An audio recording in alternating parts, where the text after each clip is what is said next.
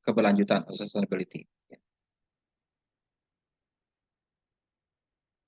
Saya buka bahannya dulu. Sustainable development, ya, pembangunan berkelanjutan. Ya. Bahkan kemarin di minggu lalu sudah ada diterangkan sedikit ya bahwa kita sekarang di seluruh dunia itu mengakui adanya Sustainability Development Goal SDGs. Pernah dengarkan SDGs ya? Itu ditetapkan oleh PBB dan kemudian dijalankan oleh semua negara di dunia. Sebagai tanggung jawab kita sebagai penghuni bumi yang sama-sama. Jadi semua harus bertanggung jawab terhadap bumi yang kita huni ini. Ya. Nah hari ini kita lebih dalam lagi bagaimana lingkungan usaha, ya dunia usaha menanggapi perlunya keterlibatan mereka dalam keberlanjutan lingkungan alam yang kita punya. Ya, kita bahas di sini sebentar. Ya, jadi bisnis juga perlu bertanggung jawab terhadap lingkungan, ya, lingkungan alam maksudnya ya, karena bagaimanapun juga mereka juga berdampak. Ya, misalnya ya limbah, sampah, hasilnya itu kan juga berdampak ke alam. Belum lagi inputnya itu kan outputnya ya, atau sampingan inputnya juga dia mengambil bahan dari alam. Ya. Menggunakan apa, bahan ekstraktif istilahnya diambil dari alam, ya, dipakai buat input produksi. Ada juga yang bahan pokok misalnya air, ya, atau tanah, ya, semua itu menggunakan lingkungan. Ya, dan semua akan punya dampaknya. Jadi perlu agar perusahaan-perusahaan juga memperhatikan itu, ya. Jadi lingkungan bisnis, lingkungan usaha, masyarakat, dan lingkungan itu saling berkaitan. Ya. Jadi bisnis dan masyarakat beroperasi dan tergantung dari lingkungan alamnya. Ya. Lingkungan alam di mana kita tinggal. Ya. Dan seluruh manusia di muka bumi tidak boleh egois, karena mereka hanya menempati bumi yang satu ini saja, ya one earth. Ya. Dan di dalam dunia yang terhubung satu dengan lainnya, tidak bisa satu terlepas dari yang lain. Jadi semua harus bekerja sama. Ya. Karena dampak yang kita rasakan tuh berasal dari tempat lain juga, berarti pihak lain juga harus ikut bertanggung jawab, jangan hanya kita, orang lain tidak. Nah itu yang akhirnya disepakati oleh komunitas dunia waktu itu bahwa kita harus kerja sama-sama, tidak boleh sendiri-sendiri. Ya. Kadang-kadang ada dikotomi sana negara maju, negara berkembang. Ya, negara maju banyak mengeluarkan polusi dan sebagainya, enak-enak saja negara yang menanggung negara berkembang. Ya tidak bisa juga kayak gitu ya. Dimanapun juga negara maju juga negara berkembang juga perlu memikirkan apa yang mereka bisa lakukan. Ya negara maju juga harus ikut bertanggung jawab. Ya. Kadang-kadang kerusakan terjadi karena kerakusan manusia, ya, yang tidak memperhatikan adanya keberlanjutan. Ya. Dan ingat sumber daya di bumi ini itu terbatas ya, finite, finite ya, tetap terbatas ya. Tidak semua bisa kita habiskan terus-terusan. Ada yang memang habis nantinya. Ya, misalnya bahan bakar fosil itu berasal dari fosil, namanya fosil berasal dari fosil zaman dulu. Fosil nggak banyak kan, ya nanti akan habis ya. Jadi bahan bakar minyak, ya gas itu lama-lama akan habis. Batu bara itu lama akan habis. Ya orang harus memikirkan bagaimana uh, menggunakan sumber daya yang bisa berkelanjutan. Ada sumber daya berkelanjutan ya. Misalnya energi terbarukan, pakai alam yang memang energinya itu bentuknya dari alam dan terus-terus berada terus. Misal energi matahari, energi angin, ya, energi gravitasi bumi dan sebagainya itu semua sifatnya ada dan tidak mengambil bahan langsung dari alam. Nah, lingkungan alam yang natural capital itu adalah persediaan aset alami, ya, aset alami, natural asset dalam bentuk geologi, tanah, air, udara, dan semua benda hidup. Ya, itu adalah natural asset, aset alam. Ya. PBB memperkirakan bahwa nilai natural kapital itu ya sekitar 72 triliun dolar per tahun. Dolar ya, kalau kalau rupiah ya dikalikan aja 15.000 ya. Berapa itu ya? Di uang rupiah mungkin dikali ini bukan triliun, menyebutnya triliun, ya banyak sekali, ya banyak sekali yang kita gunakan aset itu. Ya. Dan manusia sangat tergantung pada aset itu. Ya. Sekarang saja kita tergantung pada listrik. Ya, listrik dari mana? Dari alam dapatnya. Ya. Dan manusia modern itu amat amat bergantung pada sumber daya alamnya. Berbeda dengan manusia purba yang relatif sedikit menggunakan sumber daya alam hanya untuk makan saja mungkin ya. Sekarang kita semua aktivitas sangat tergantung pada sumber daya. Masyarakat modern adalah masyarakat yang relatif dibanding zaman dulu ini menggunakan sumber daya dengan amat banyak ya, dibanding leluhur-leluhur kita dulu ya. Nah, karena kita sadar bahwa alam ini tidak terus-menerus seperti ini, maka untuk kita bertahan hidup, kita harus mampu beroperasi atau melaksanakan dengan sustainable. Sustainable itu berkelanjutan, lanjut terus-terusan, tidak berhenti-berhenti ya. Yang tidak akan musnah atau tidak akan habis ya untuk generasi yang akan datang. Nah, ini yang harus dipikirkan ya. Kemarin kita sudah belajar ya bahwa kita tuh mengandalkan pada apa yang disebut teori sistem. Sistem kita tergantung pada sistem yang lebih luas. Ya. Satu bagian bergantung sama bagian, ada hubungan yang saling berkaitan dengan lainnya. Karena demikian juga dengan hubungan kita dengan lingkungan alam juga ada semacam sistem semacam itu. Dan kalau sistem itu dikaitkan dengan alam disebut dengan ekosistem. Eko itu adalah apa? Eko itu bahasa Yunani artinya rumah tangga ya. Lingkungan yang terkait satu dengan lain dalam satu rumah gitu ya. Nah, berkaitan dengan ini maka ada yang disebut sebagai sustainability development, pembangunan berkelanjutan ya. Pembangunan berkelanjutan ya. Artinya apa ya? Ini adalah pembangunan yang memenuhi keperluan sekarang tanpa harus mengorbankan kemampuan generasi mendatang untuk memenuhi kebutuhannya. Nah, itu berkelanjutan ya. Kalau memenuhi sekarang akhirnya anak cucu kita tidak menikmati, itu tidak sustainable namanya ya. Jadi sustainable ini berarti memenuhi kebutuhan kita sekarang tanpa harus mengorbankan kebutuhan generasi mendatang. Atau dengan kata lain adalah menjamin kualitas hidup untuk semua orang sekarang dan generasi akan datang. Ya. Jadi tidak akan berkurang kualitasnya. Jadi tidak boleh egois dalam hal ini. Ya.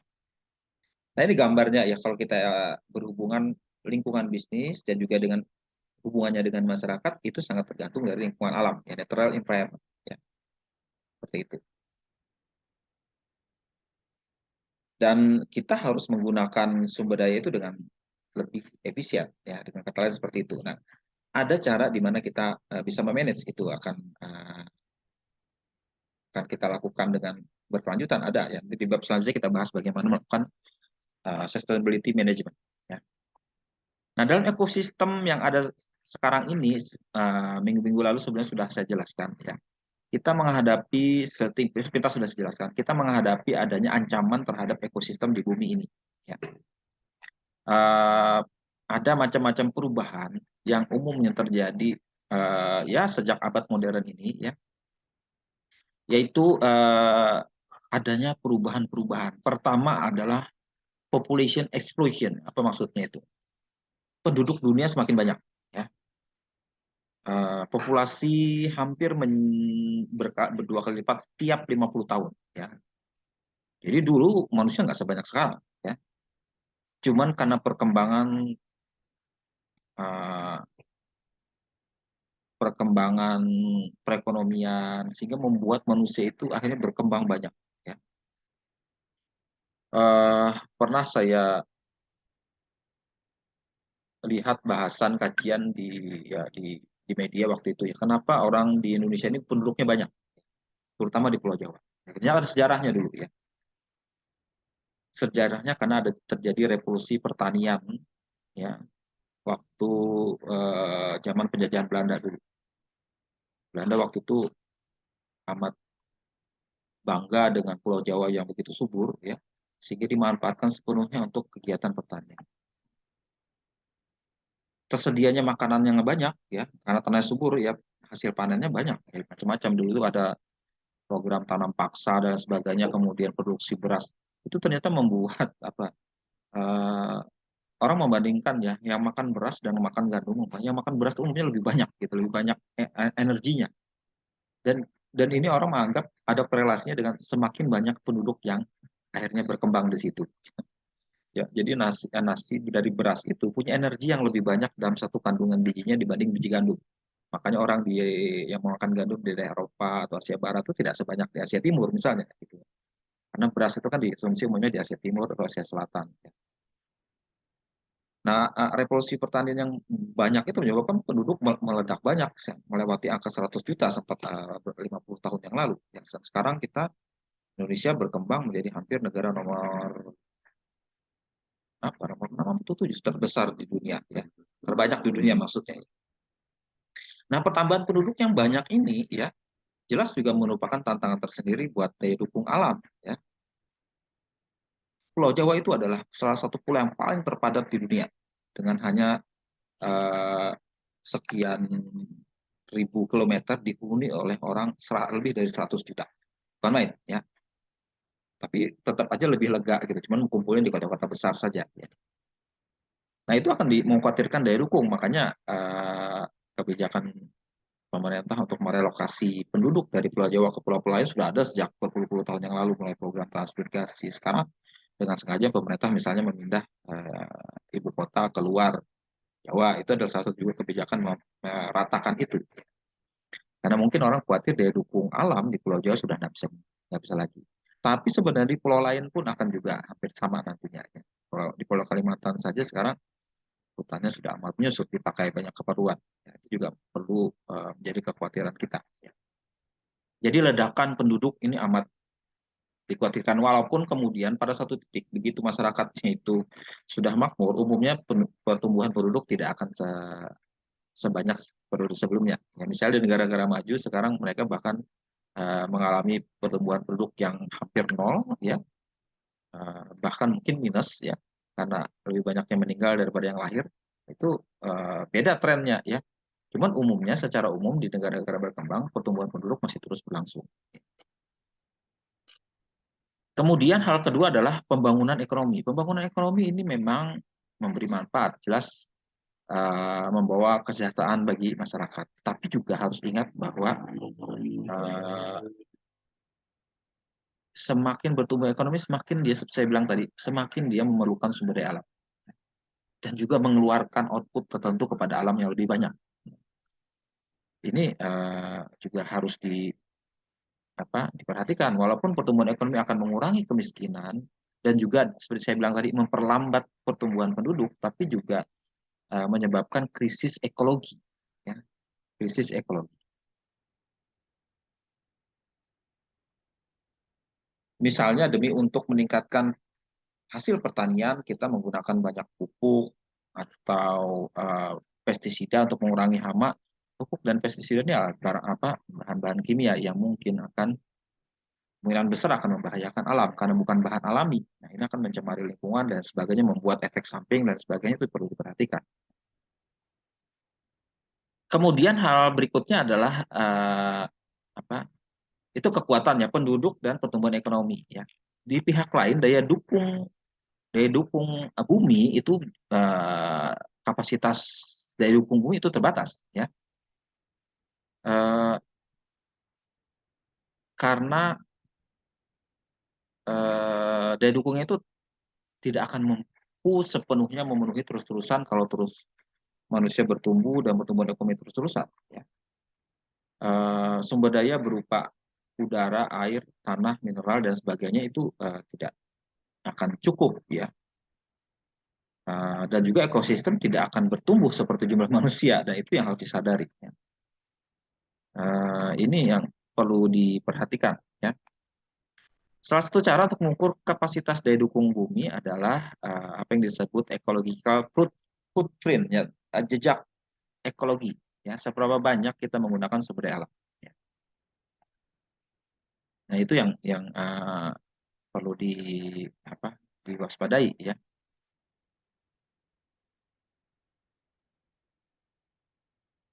Nah, bagaimana solusi kita untuk mengatasi hal ini? Ya, mungkin manusia punya cara ya.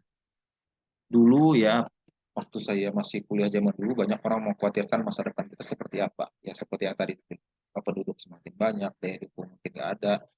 Ada yang memprediksi dari abad yang lalu kita akan kelaparan dan sebagainya. Tapi itu nggak terjadi. Ya, manusia punya cara, solusi sendiri untuk mengatasi itu. Ya. Solusi yang dihadapi pertama teknologi, inovasi teknologi. Ya. Sehingga kita mampu memproduksi energi, makanan, dan keperluan hidup dengan lebih efisien dengan sedikit limbah. Mungkin bisa kita mengatasi hal tersebut. Jadi teknologi yang lebih baik, ya. Uh, Mungkin nanti kita menanam tanaman tidak perlu harus pakai tanah, ya. Cuma pakai air dan bahan-bahan tertentu saja. Mungkin akan bisa menghasilkan output yang lebih banyak. Nah, pasti teknologi amat, amat diperlukan untuk juga menghasilkan teknologi yang bersifat sustainable terhadap lingkungan. Kemudian perubahan pola konsumsi ini bisa terjadi ya, pola konsumsi ya, di mana mereka semakin sedikit menggunakan bahan yang berbahaya bagi lingkungan. Ya. Sebagai contoh, misalnya kita mengurangi produk plastik ya, plastik itu kan susah didaur berulang. Sekarang ada kecenderungan kita lebih kurang menggunakan bahan-bahan dari plastik. Ya.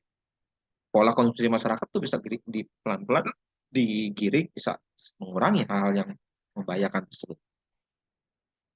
Kemudian pengenaan harga juga bisa kita gunakan untuk membatasi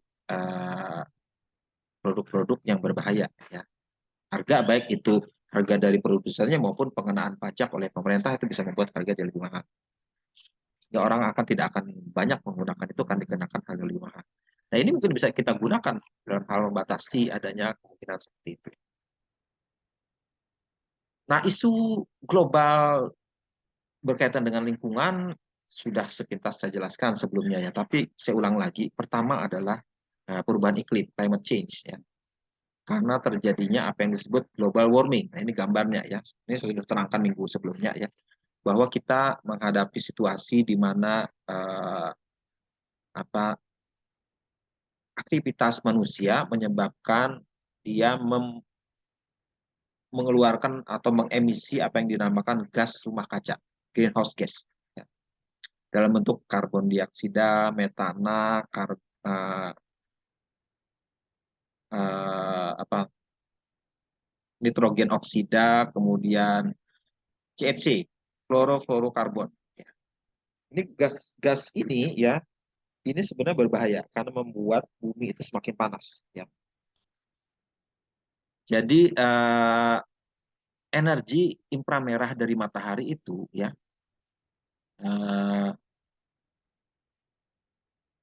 karena adanya gas-gas ini justru membuat sinar matahari itu terpantul keluar. Ya. Tapi akibatnya yang di dalam bumi ini, di dalam atmosfer bumi ini semakin panas. Ya. Terpantul justru semakin panas karena kalau kalian lihat rumah kaca, pernah tahu kan rumah kaca ya, rumah kaca itu yang tempat kita menanam tanaman ya, itu dibuat seperti kaca ya. Di dalam itu lebih panas daripada di luar ya. Karena memang ditutup ya, begitu matahari masuk dia lebih banyak membuat itu lebih panas, sehingga tanaman di dalamnya itu bisa dapat energi lebih banyak karena itu ditutup dalam rumah kaca ya. Bahkan dalam iklim yang dingin sekalipun kalau kita buat rumah kaca, udaranya lebih hangat di dalam. Nah, bumi kita diibaratkan seperti rumah kaca itu, semakin lama semakin panas ya. Karena gas-gas tadi membuat matahari itu lebih terrefleksi. Nah, selain gas rumah kaca tadi itu ya,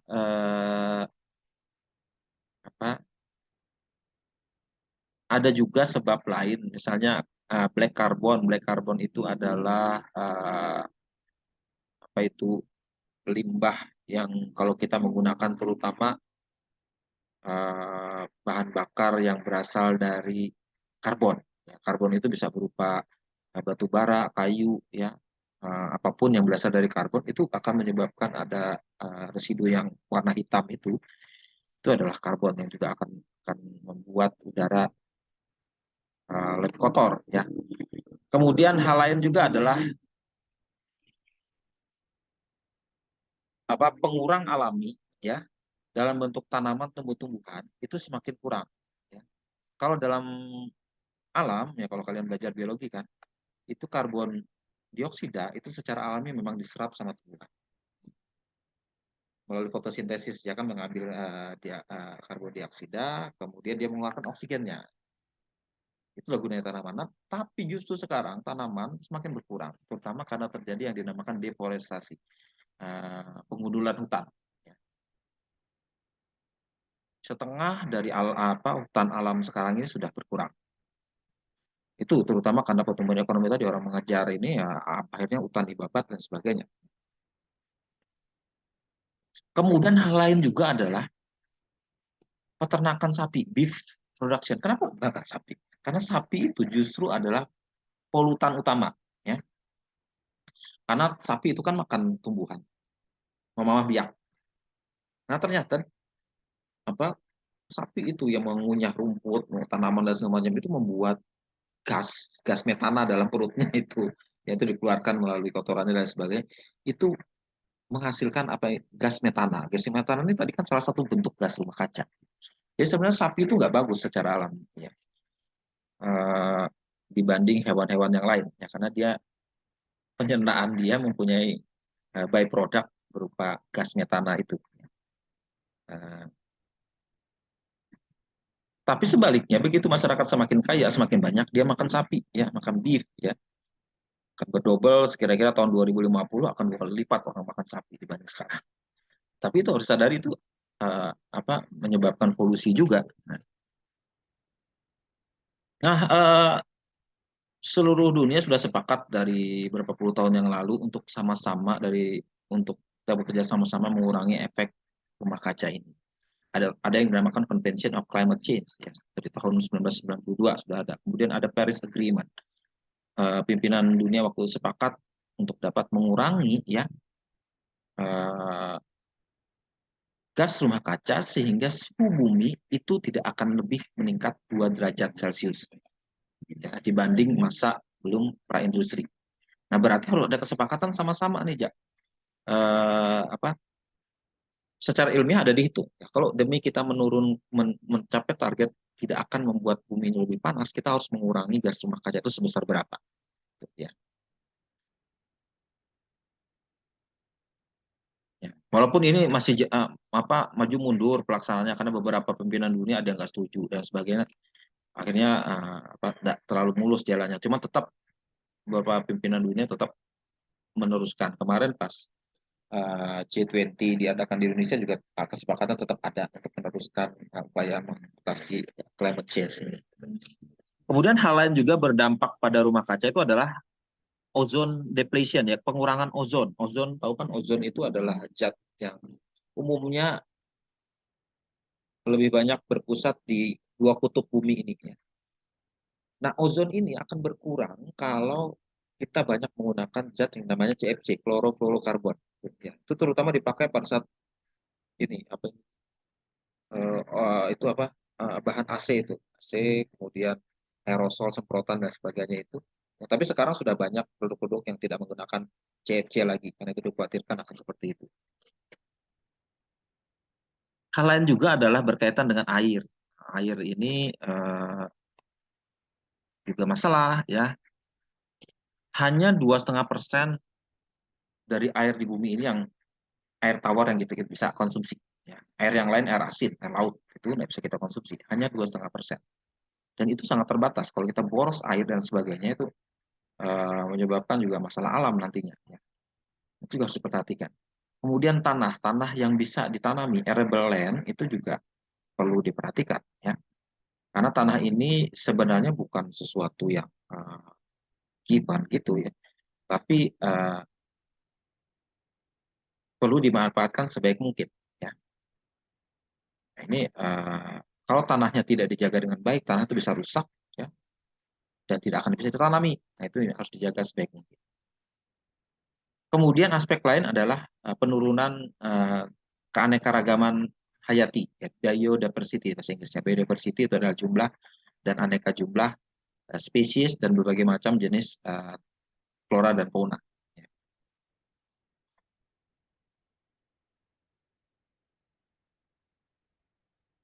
Kenapa berkurang ya karena tadi itu ya alamnya, habitatnya hilang karena hutannya digunduli, kemudian karena apa, zat-zat tertentu menyebabkan mereka jadi banyak mati dan sebagainya, menyebabkan juga tidak lagi beraneka ragam spesies flora dan fauna itu.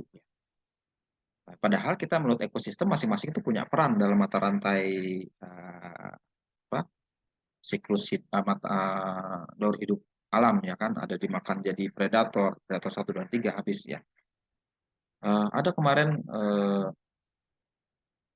bahkan seburung burung apa itu yang makan biji-biji di sawah itu, burung gelatik atau burung layang-layang itu punya arti penting ya. Ada kemarin saya lihat ya, saya baca juga ya, di Cina dulu pernah terjadi kelaparan. Penyebabnya sederhana, adalah pemerintahnya salah waktu itu. Dia memutuskan supaya tanaman padi semakin banyak produksinya, yang memakani hama-hama itu harus dihilangkan semua, termasuk burung-burung. Jadi burung-burung yang memakani yang di sawah itu dimusnahkan. Akibatnya apa? Tidak ada burung, menyebabkan serangga-serangga yang merupakan makanan burung itu justru semakin melonjak. Tidak ada yang memakani. Akhirnya gagal panen. Jangan menganggap remeh masing-masing spesies di alam itu, karena mereka punya peran sendiri yang mungkin berdampak pada manusia. Jadi gara burung nggak ada aja gagal panen. Nah itu.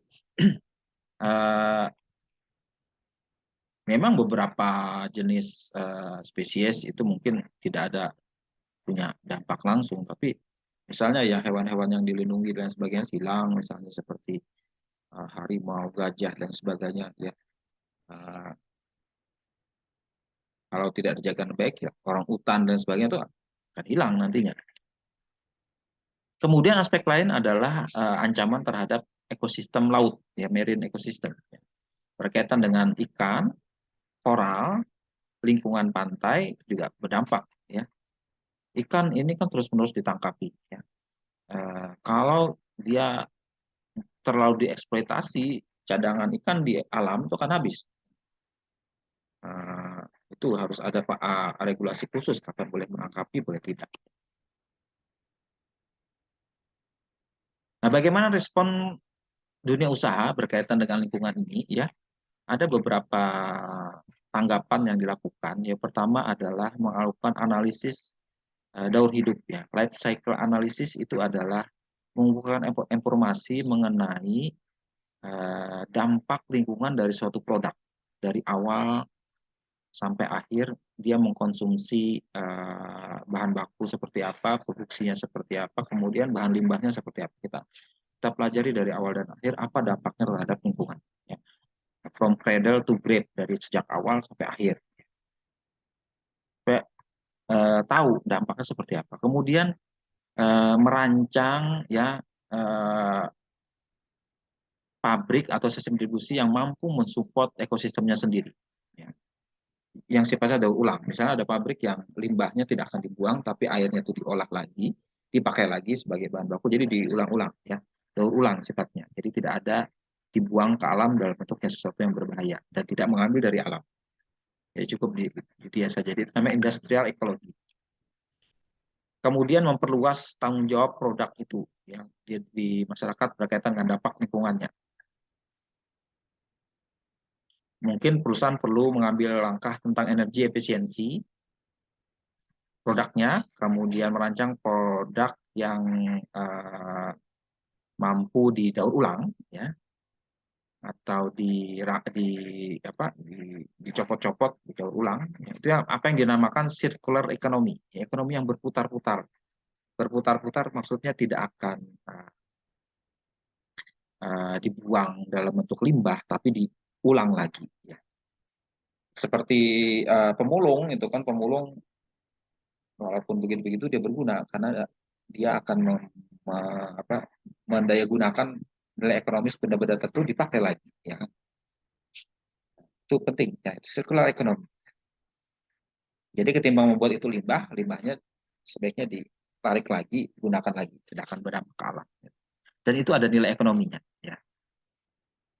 Kemudian juga ada upaya untuk membuat zero emission dari greenhouse gas-nya. Ya.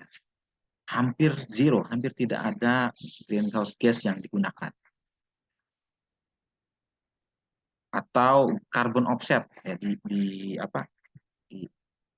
diperhitungkan yang sana menghasilkan, yang mana tidak, gitu kan. Ada yang bahkan dijual, istilahnya izin untuk menggunakannya itu dijual. Nanti akan kita bahas tentang hal tersebut. Nah, berkaitan dengan lingkungan, pemerintah sudah banyak mengatur, ya. Ada bahkan dibentuk organisasi atau lembaga pemerintah yang khusus menangani lingkungan hidup, ya. Itu gunanya untuk memberikan aturan. Undang-undangnya dikeluarkan untuk mengatasi bagaimana peraturan mengenai lingkungan.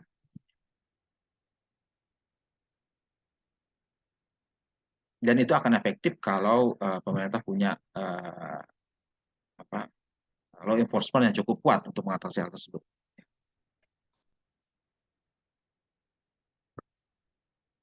Oke, itu berkaitan dengan lingkungan. Ya, kita lanjut lagi, ya. Bagaimana kita memanage atau mengelola sustainability itu? Kita sudah sadar tadi bahwa dunia bisnis harus ikut bertanggung jawab. Nah, sekarang bagaimana secara konkretnya kita mengelola, ya, mengelola itu. Nah, pertama ya, untuk mengelola itu tidak hanya satu dunia usaha, tapi juga untuk semua pemangku kepentingan terlibat. Pertama, pemerintah. Pemerintah mengeluarkan aturan, regulasi tentang lingkungan, pertama tentang polusi udara. Ya. Ya, kalau ini aturan di Amerika, di sini juga ada, ya. Polusi udara diatur, ya. Kemudian polusi air juga diatur. Ya. Kemudian B3, Solid and Hazardous Waste, ini bahasa Indonesia B3, bahan beracun dan berbahaya. Ya. B3, bahan beracun dan berbahaya. Solid and Hazardous Waste, ya. Yang kalau itu dibuang ke alam itu berbahaya karena membuat zatnya itu mencemari alam. Dia harus disimpan dengan baik atau dikubur, ya, di landfill, istilah dikubur, tidak langsung mengena di alam termasuk ke sumber air dan sebagainya. Harus disimpan secara khusus, ya. Harus ada penanganan khusus untuk limbah yang berbahaya tersebut. Nah, bagaimana regulasi yang lain selain menegakkan aturan atau regulasi, ya? Bisa dalam bentuk regulasi yang command and control sifatnya, ya. Pemerintah menunjuk langsung, memerintahkan langsung untuk melakukan pengendalian atas polusi, ya, dengan cara menetapkan standar lingkungan. Ya. Kalau dunia usaha itu melakukan harus ada analisis dampak lingkungan andal, kemudian harus ada standar lingkungan, emisi harus segini, ya. Itu kendaraan bermotor aja sekarang ada standar emisinya. Tidak boleh standar emisinya lebih dari berapa, dihitung berapa karbon dioksida atau karbon monoksida keluar dari mesin itu, emisinya berapa. Kalau di atas itu dilarang, tidak boleh lagi beroperasi karena mencemari. Nah, ada di atas. Tapi semua pabrik sudah sekarang menjalankan standar emisi yang khusus, ya, sehingga tidak akan mencemari lingkungan. Jadi environmental quality standard, ya, itu diatur bahwa harus ada standar khusus yang harus dipatuhi tentang bagaimana zat-zat itu tidak akan mencemari lingkungan. Kemudian ada mekanisme kedua selain regulasi langsung, itu adalah dengan mekanisme pasar, market based mekanisme, di mana menggunakan mekanisme pasar dengan cara penggunaan zat-zat polusi itu harus ada izin. Izinnya beli dari pihak lain yang punya izin, ya. Jadi ada semacam boleh menggunakan bahan ini, ya, dia beli izinnya dulu. Izin ini diperdagangkan di pasar, itu namanya karbon carbon trading istilahnya, ya, ada semacam itu. Ini belum banyak, dulu pernah ada terpikir di beberapa negara sudah diterapkan, di Amerika ada izin semacam itu, ya, cap istilahnya. Di Australia juga ada, tapi tidak terlalu gencar belakangan karena beberapa pemerintah tidak setuju menerapkannya karena punya dampak ekonomi tentu, katanya ada. Jadi tidak diterapkan sepenuhnya. Tapi ini sudah ada juga, ya. Jadi kalau mereka yang ingin menggunakan itu, mereka harus beli izin. Kadang-kadang ada beberapa pihak yang punya izin banyak, mau beli. beli ini izinnya, beli semacam itu. Jadi orang kalau melakukan ini harus terpaksa mengeluarkan ongkos. Kalau nggak mengeluarkan ongkos ya carilah cara yang efisien, tidak mencemari lingkungan seperti itu. Itu. Kemudian cara ketiga lagi adalah dengan information disclosure, pengungkapan ini sudah dibahas di di kuliah yang sebelumnya, di mana pemerintah mewajibkan perusahaan-perusahaan untuk melakukan pengungkapan atau pelaporan apa yang sudah mereka lakukan dan dilaporkan dalam bentuk laporan kepada pemerintah maupun kepada masyarakat melalui publisitas atau pemberitaan kepada masyarakat tentang apa yang sudah mereka lakukan. Kemudian yang ketiga adalah berikutnya adalah dengan penegakan hukum, baik perdata maupun pidana kalau ada pelanggaran terhadap peraturan mengenai lingkungan. Nah, masing-masing cara ini, command and control regulation itu dari pemerintah, market base, kemudian information disclosure dan civil and criminal enforcement itu punya kebaikan dan kelemahan. Ini ada daftarnya ya. Umumnya dikombinasikan, ya bisa dikombinasikan. Jadi pada umumnya berusaha menegakkan bagaimana masyarakat tunduk terhadap lingkungan. Misalnya mencemari alam, kena hukuman, denda, dan sebagainya. Buang sampah sembarangan, misalnya kena denda. Kalau kita menetapkan aturan lingkungan itu ada cost and benefit-nya, ini harus ditimbang-timbang juga ya. Jelas ada kalau kita mengatur lingkungan baik menetapkan standar, ya mengatur tentang bagaimana emisi yang dikeluarkan, ya itu ada biaya yang dikeluarkan. Yang pertama adalah pabrik, perusahaan tambang dan perusahaan-perusahaan lain mungkin akan mengeluarkan biaya yang lebih banyak supaya mereka patuh terhadap peraturan. Ada cost yang masih keluar. Kemudian beberapa pekerjaan mungkin akan hilang, terutama pada industri-industri yang berpolusi besar. Ya. Kemudian akan juga menyebabkan daya saing beberapa industri yang tergolong pencemar lingkungan itu akan dirugikan. Ya. Kemudian customer di sisi lain juga bisa menanggung ongkos yang lebih mahal karena adanya biaya yang berkaitan dengan lingkungan yang dibebankan kepada mereka. Tapi juga kita harus berhitung, ada manfaat besar. Pertama, emisi polusi itu semakin berkurang, kemudian kualitas udara dan air semakin baik, ya bahan berbahaya dikurangi, kemudian masyarakat juga lebih sehat dan sebagainya. Dan juga sebenarnya lapangan kerja bukan hilang, tapi justru mungkin bertambah di bidang yang memang berkaitan dengan ekonomi clean ekonomi, ya ekonomi bersih. Nah, kalau timbang-timbang jelas banyak benefit sebenarnya ya. Cost ini bisa kita tekan dengan baik.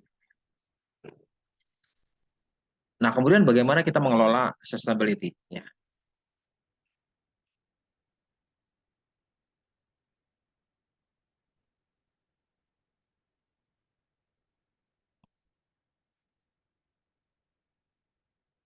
Mengelola sustainability macam-macam bentuknya ya.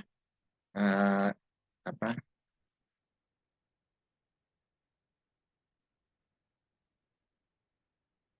Di pihak perusahaan sendiri juga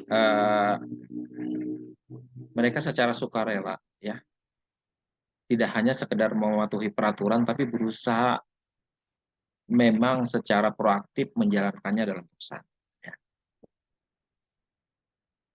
Seperti sudah kita terangkan di yang lalu ya berkaitan dengan CSR ya. Nah sekarang ada tahapan lebih lanjut yaitu yang mereka sudah mengintegrasikan tanggung jawab lingkungan ini dalam kinerja yang mereka lakukan sehari-hari. Ya. Sudah merupakan tahap lebih lanjut.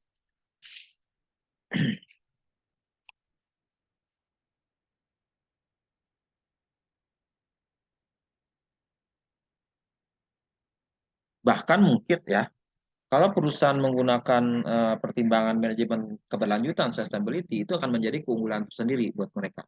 Karena investor masyarakat pun akan semakin sadar ya mereka tidak akan memilih perusahaan yang mencemari lingkungan.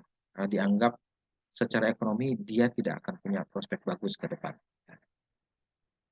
Karena kesadaran masyarakat mungkin tidak akan menggunakan produksinya, kemudian mungkin akan kena banyak eh, penalti atau denda atau apapun dari pihak pemerintah, kemudian juga image-nya tidak terlalu bagus, dan masyarakat sekarang bergeser, lebih mementingkan ESG, environmental, social, and governance-nya. Ya. Bahkan ESG investing, di mana investor memang sengaja mencari perusahaan yang bersih. Ya. Nah, itu akan menjadi keunggulan tersendiri bagi perusahaan. Selain itu juga mereka punya manfaat sendiri kalau mereka melakukan manajemen sustainability. Pertama, dia bisa menghemat biaya, cost saving. Ya. Nah, ini di mata investor juga positif, ya. Dia bisa menghemat biaya karena menggunakan energi yang lebih efisien, ya. Demi untuk mengurangi polusi, tapi bisa juga berarti baik bahwa dia semakin efisien menggunakan energi. Dengan kata lain, ada semacam penghematan biaya, cost saving. Ya. Kemudian ada brand differentiation. Dia punya citra tertentu yang melekat pada mereknya sebagai produk yang uh, sustainable, ya, aman bagi lingkungan. Jadi dia sengaja memang membuat citra produk ini aman secara lingkungan. Yang keunggulan tersendiri, orang senang jadinya. Ya. Kemudian inovasi teknologi amat didorong. Ya.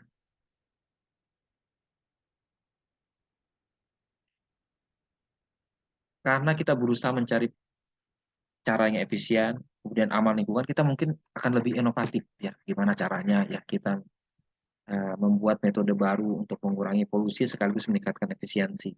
Akhirnya menghasilkan produk tertentu yang terobosan baru sebagai bentuk inovasi. Ya.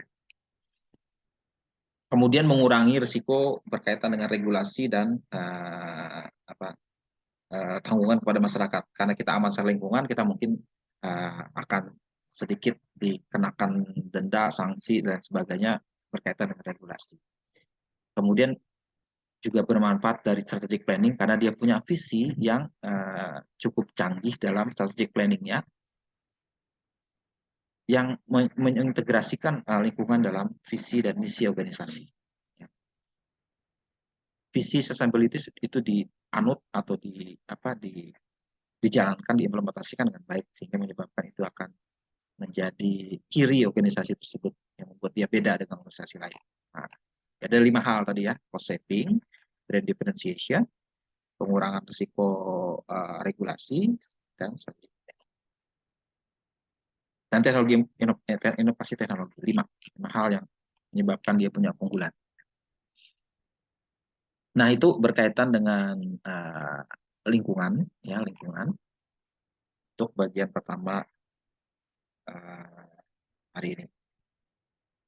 Oke, sebelum saya lanjut, ada pertanyaan?